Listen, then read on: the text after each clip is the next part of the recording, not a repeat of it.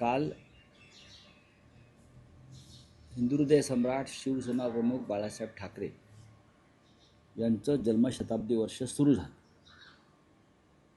23 जानेवारी आणि त्या पहिल्या सोहळ्याला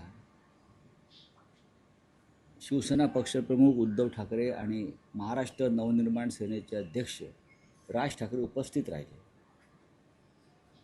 आणि दोन्ही प्रमुख नेत्यांनी महाराष्ट्राच्या सध्याच्या राजकीय परिस्थितीवरती दिलखुलास भाष्य केले, परखड भाष्य केले आणि दोघांच्याही विचारांची दिशा एकच होती की महाराष्ट्राचं राजकारण हे शिशारी आणणारं झालेलं आहे.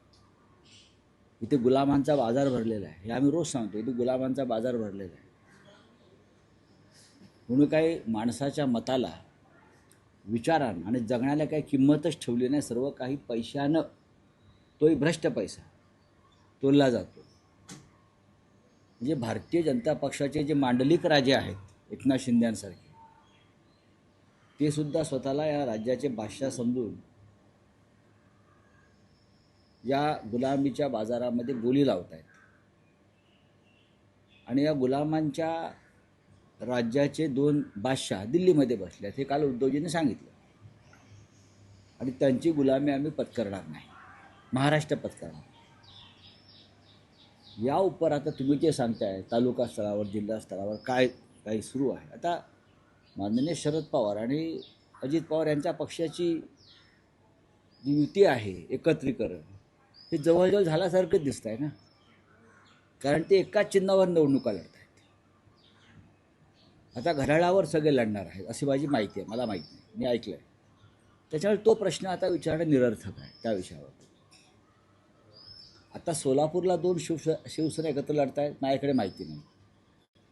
माझ्याकडे माहिती नाही, हा निर्णय अधिकृतपणे झालेला नाही.